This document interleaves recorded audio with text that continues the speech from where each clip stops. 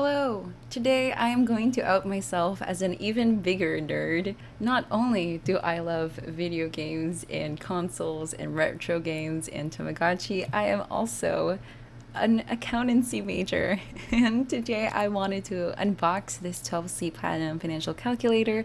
It's something that I thought of getting because I'm currently taking a financial markets class and I have to compute for the interest rates of different bonds or debt securities. So I thought I would buy a calculator. And fun fact, calculators are not cheap. They have a lot of functionality. So this one is a particularly expensive one, but it is definitely considered one of the better calculators for accountants and other people within that financial industry.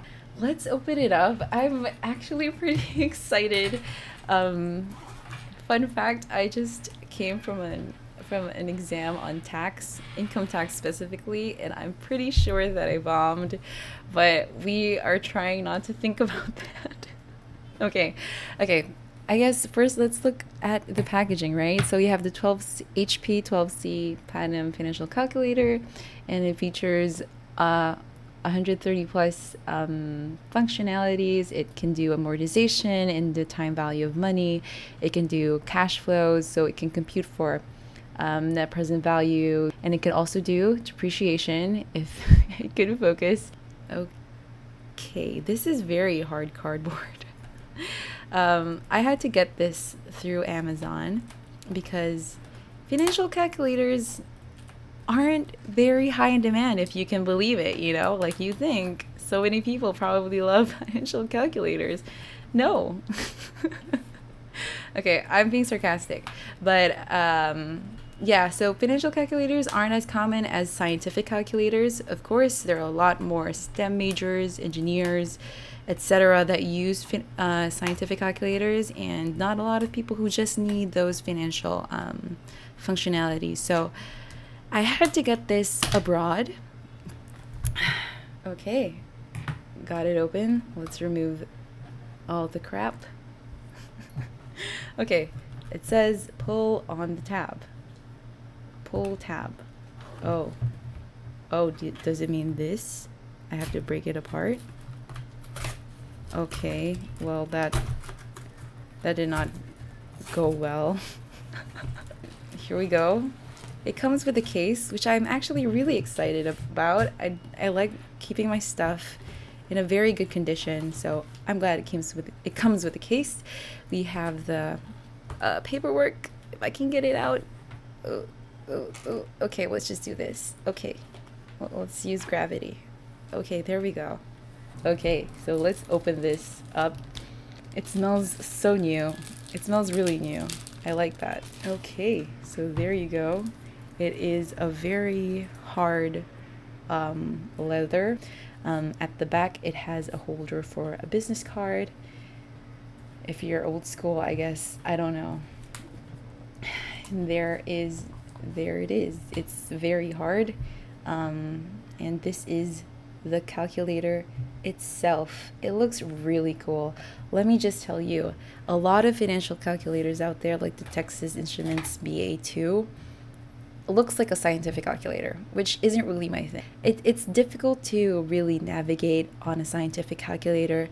I feel like you have to hold it like this, and it's not really conducive to like when you try to calculate stuff on the go as an accountancy student. So say for example, I'm getting the present value of something using my basic calculator. I do really appreciate the big numbers because I can just like press rapidly, or like if I have to calculate different sums of different things, I can just do it very easily, and it's very easy to navigate as compared to say using a scientific calculator where the numbers are so small and it's not really easy to navigate. And yeah, I'm just not a fan of it. I prefer bigger calculators, and like I prefer the layout of the 12C compared to the Texas BA Instruments. So this is it. I like it. It's pretty weighty actually, even if it's a little bit small. It has some formulas at the back, so it can teach you how to calculate bonds, depreciation, etc., etc. And it has a button. Okay, so it uses CR2032s, basically the same as connection Tamagotchis. And this is what it looks like. It looks pretty cool. I do like it. Let's try turning it on. I'm pretty excited. Okay. It has a very clicky feel to it. A basic calculator is mushy. Like you can, it's mushy. This is very clicky. You have to be like very intentional when you press on it. Pretty cool, pretty cool. Let's try placing it in its case over here. Ooh, this is a very snug fit. This is a very snug fit, but I think that's good because you can tell that it's really made for it and that it will protect it. So that's what it looks like. It definitely opened up here. And yeah, I don't think it's gonna fall. It's definitely not gonna fall. So these are all of my calculators. I have a bunch. So I have 2 basic calculators in different sizes. So that's this and this. This was my first ever calculator. I got this when I just started high school and was thinking about going to accounting, and I had my accounting classes. Fun fact, you can't use scientific calculators in your accounting classes, so I had to buy a basic calculator. This one's pretty cool. It's not too big, so it was fun to hold on to and to carry and to use, but I really wanted something pink. It is my favorite color, so I got this one. Something that I like about it is that you can tilt its head, so like wherever you're using this, you can adjust it to have a better viewing angle. You could also adjust the decimal points. There are tax buttons here. It has square. Yeah, I think that's the main difference, right? Okay. And then I also have a scientific calculator. This is what I've been using so far, in lieu of not having a financial calculator. So I would have to manually input the present value formulas for getting interest rates, which was difficult. I got this.